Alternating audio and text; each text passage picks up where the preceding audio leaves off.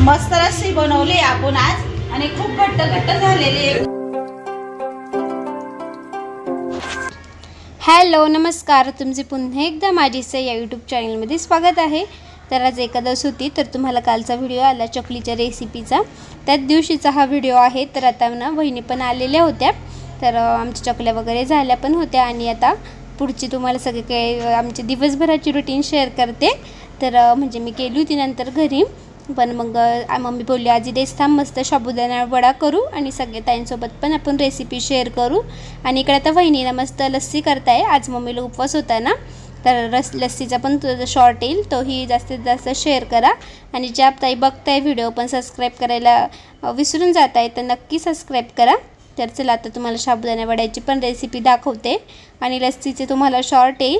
तर इकडे वहिनीनं म्हणजे आम्ही ना पॅकेट आणलेले होते दह्याचे, तर ते काढत होत्या आणि त्यानंतरच्या रवीनेच ना मस्त अशी खूप छान मस्त अशी घरगुती लस्सी खूप भारी टेस्टी होते दुकानसारखीच। तर हे बघा रवी वगैरे, तर तुम्ही बघा थोडीशी प्रकृती दाखवलेली आहे मी। बटाटा कमी वापरते की छान लागतात। एकच बटाटा घेतला पण मोठा आहे थोडासा बटाटा, म्हणजे खूप वाटत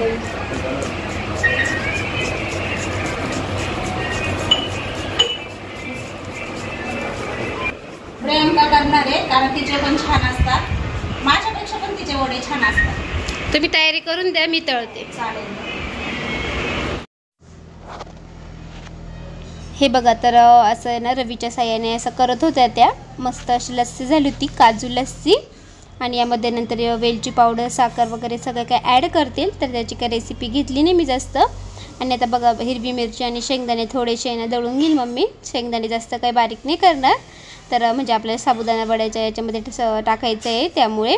तर थोडंसं दळून घेतलं, थोडंसं अर्धसं गाळे छान लागतात ना, तर तुम्हाला बघायलाच भेटेल कशा प्रकारे दळले। हे बघा अशा प्रकारे दळलेले आणि साबुदाणा उकडलेला बटाटा हिरवी मिरची आणि शेंगदाण्याचं कूट आणि यामध्ये थोडंसं दही टाकलेले आहे मस्तपैकी। आता हे सगळं काही मम्मी मिक्स करेल आणि चवेपुरतं मीठ टाकेल आणि मस्त छान असं ना हे असं वड्यांचं आपलं झालेलं आहे सगळं काही मिक्स केल्यानंतर तुम्ही बघू शकाल कशा प्रकारे। आणि त्यानंतर छोटे छोटे वडे करायचे आणि म्हणजे तेलामध्ये तळायचे आणि मीडियम गॅसवर तळायचे थोडेसे, म्हणजे छान मस्त असे ना हॉटेलसारखे साबुदाणा वडा तयार होतो।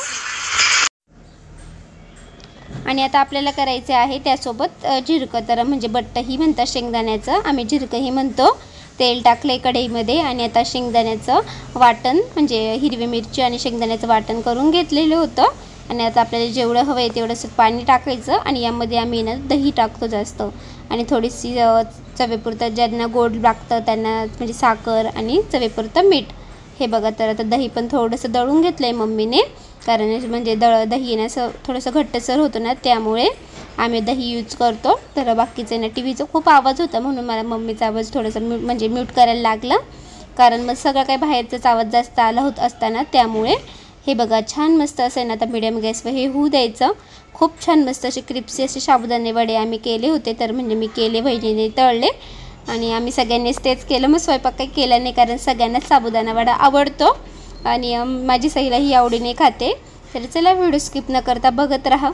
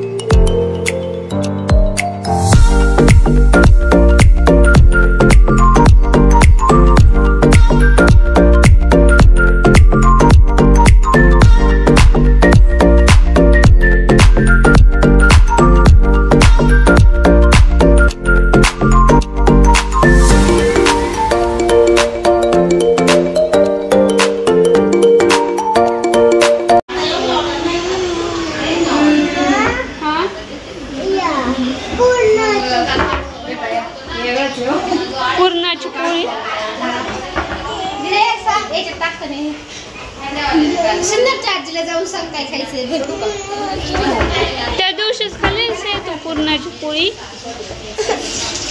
शैलाला पुरणाची पोळी आवडते.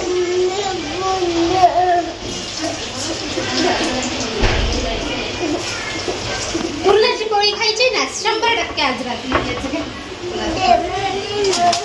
एकच नंबर दिसतंय बघ.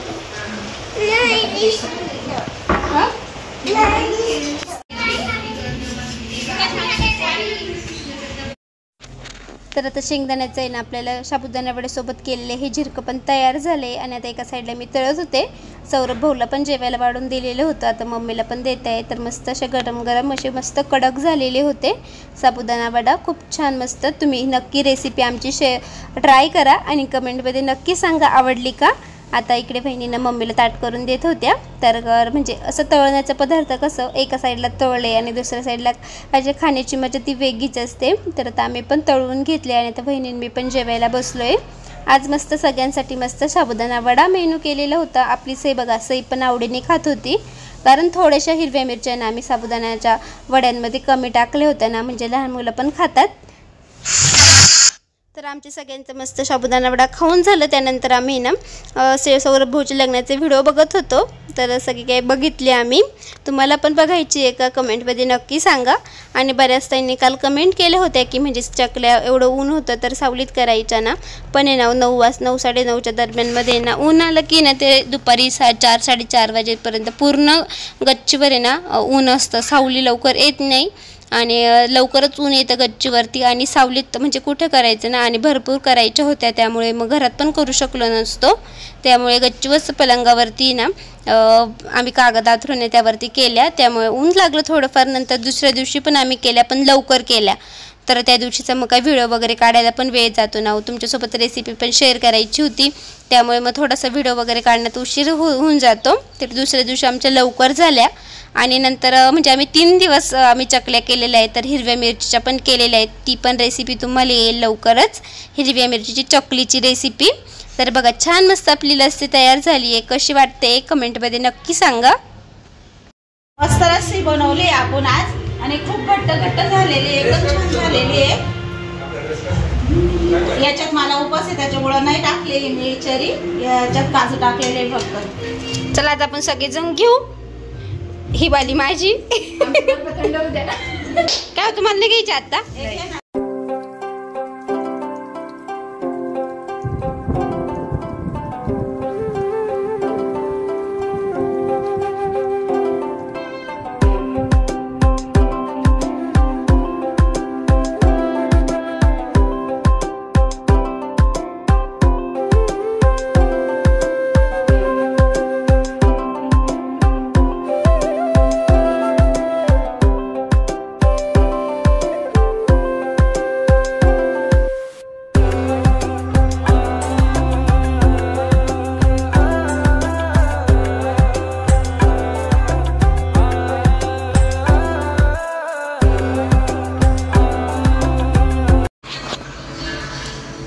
तर चला आता देवाबत्ती वगैरे पण झाली आहे. घरी आली होती. चहा वगैरे झाला आणि आईने पण आले आणि मिस्टर पण आले ड्युटीवरनं. तर चला इथेच आजची व्हिडिओ एंड करते. कसा वाटला व्हिडिओ कमेंटमध्ये नक्की सांगा. आवडला असेल तर लाईक करा, शेअर करा, नवीन असल्यास सबस्क्राईब करायला विसरू नका. तुम्हा सगळ्यांना बाय बाय.